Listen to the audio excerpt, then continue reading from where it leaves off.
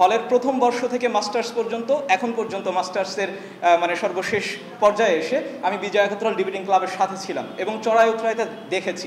এবং সেই জায়গা থেকে আমরা যেই ধরনের অভিজ্ঞতাগুলো শিকার হয়েছি, প্রথমত আমাদের প্রত্যেকটা অনুষ্ঠান যখন আমরা আয়োজন করেছি, আজকে যে অনুষ্ঠান আয়োজন করছি, ভীতিহীনভাবে কথা বলছি, সব কিছু নিয়ে আমরা কথা বলতে পারছি, কিন্তু আমাদের একটা সেলফ সেন্সরশিপ সেই সময়টাতে ছিল।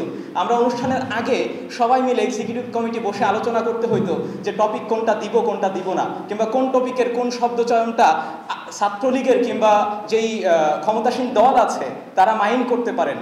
এমনকি আমি যদি আরও দুঃখ প্রকাশ করে বলি, হলের যারা প্রশাসন ছিলেন সেই প্রশাসন থেকে আমাদেরকে বলে দেওয়া হইতো, বাবা খেয়াল করো এমন কোনো টপিক দিও না যাতে আমাদের সমস্যা হয়, কিংবা যেই বিষয়গুলো এস্টাবলিশড সত্য সেই এস্টাবলিশ সত্যগুলা নিয়ে তোমরা বিতর্ক করো না। এবং তারা যে এস্টাবলিশ সত্য বলতে যেই ব্যাপারগুলোকে ইন্ডিকেট করতেন সেগুলো মোটেও এস্টাবলিশ সত্য না, সেগুলো ওপেন এন্ডেড ব্যাপার, সেগুলো নিয়ে প্রশ্ন হতে পারে, সেগুলো নিয়ে কথা হতে পারে। তবুও তার ভেতর দিয়ে এই জায়গাগুলো আমরা পরিচালনা করার চেষ্টা করেছি। অনেক সময় এমনও হয়েছে যে আমাদের যেই অনুষ্ঠানটি হচ্ছে, আজকে যদি বিজয় একাত্তর হল ডিবেটিং ক্লাব কোনো একটি অনুষ্ঠান করে, কোনো একটি পাবলিক লেকচার করে, কোনো একটি বিতর্কের আয়োজন করে, সেখানে নিশ্চয়ই কোনো ছাত্র সংগঠনের অতিথি হওয়ার কথা নয়।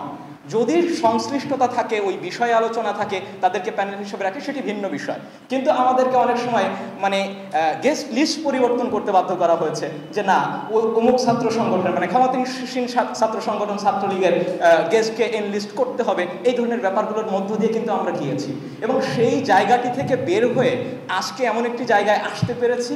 সেই জায়গা থেকে আমি মনে করি এটি অনেক বড় একটি অর্জন এবং সেখানে যে বীজ বপন করার ছোট্ট একটি পরিসর আমরা মনে করি বিজয় একাত্তর হল ডিবেটিং ক্লাব অবশ্যই সেখানে একটি গুরুত্বপূর্ণ ভূমিকা পালন করেছে।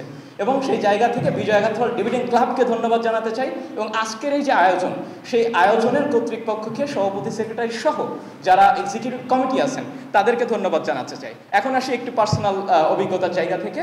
একদম যেই দুইজন গেস্টের আলোচনায় আজকে আমরা মন্ত্রমুগ্ধ হয়ে আছি, আজকে যে নতুন তাদের আলোচনায় মন্ত্রমুগ্ধ তা না, একেবারে আমি যদি ব্যক্তিগতভাবে বলি, আমাদের যে কমিটিটি ছিল বিজয় একাত্তর হল ডিবেটিং ক্লাবে, সেই কমিটি প্রথম একটি পাবলিক লেকচার আয়োজন করেছিল এবং সেই প্রথম পাবলিক লেকচারে গেস্ট ছিলেন হচ্ছে আজকের মোহাম্মদ মিরাজ মিয়া ভাই এবং ওটি ছিল ওনার পাবলিক লেকচার জীবনের প্রথম দিককার, সম্ভবত একদম প্রথম পাবলিক লেকচার ছিল হচ্ছে এই বিজয় একাত্তর হল ডিবেটিং ক্লাবের সেই পাবলিক লেকচারটি। এবং আজকেও তিনি এসেছেন, সময় দিয়েছেন, তার প্রতি কৃতজ্ঞতা জ্ঞাপন করছি।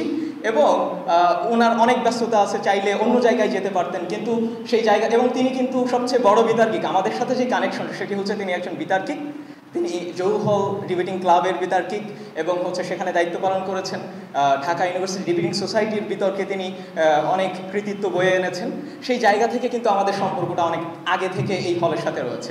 এখন দ্বিতীয়ত আজকের হাসনাত আবদুল্লাহ ভাইকে ধন্যবাদ জ্ঞাপন করতে চাই এবং সবচেয়ে বড় যে ব্যাপার সেটি হচ্ছে আজকে কিন্তু আপনারা অনুষ্ঠানে যে ব্যানারটি দেখেছেন সেখানে আপনারা যেই পরিচয়গুলো বলছেন, আমরা কিন্তু সেই পরিচয় ব্যবহার করিনি, কারণ আমরা সেই পরিচয়টাই দিতে স্বাচ্ছন্দ্য বোধ করি যে তিনি হচ্ছে বিজয় একাত্তর হল ডিবেটিং ক্লাবের সাবেক সহসভাপতি এবং সাবেক ইংলিশ উইংয়ের কনভেনরের দায়িত্ব পালন করেছেন। এবং সেই সময়টা থেকে আমরা বিতর্ক করেছি, মনে আছে হুমায়ুন যে বিতর্কগুলো করেছি, হাসনাত ভাই, আমি এবং আমার বন্ধু মাসুম, কখনো সবুজ ভাই আমাদের সাবেক সভাপতি, আমরা কিন্তু টিম করে বিতর্কগুলো করতাম। সেই সময়গুলো সুন্দর ছিল। আমি যে অভিজ্ঞতার কথাগুলো বলছি সেই অভিজ্ঞতার কথাগুলো পুরো ব্যাপারগুলোই উনি কানেক্ট করতে পারবেন, কিন্তু উনি এই জায়গায় থেকেই এইগুলো ব্যাপারগুলো অভিজ্ঞতার ভেতর দিয়ে গিয়েছেন। কথা দীর্ঘায়িত করব না, ভাইকে ধন্যবাদ জানাই সময় দেওয়ার জন্য, আমাদেরকে রেসপন্স করার জন্য। এবং আমার সর্বশেষ যে প্রশ্ন, সেই প্রশ্নটি হচ্ছে দুটি প্রশ্ন, একদম এক্স্যাক্ট, সহজ ভাষায় বলবো, ব্যাখ্যা করব না, আপনারা বুঝবেন। একটি হচ্ছে রাজনৈতিক বন্দোবস্ত নিয়ে।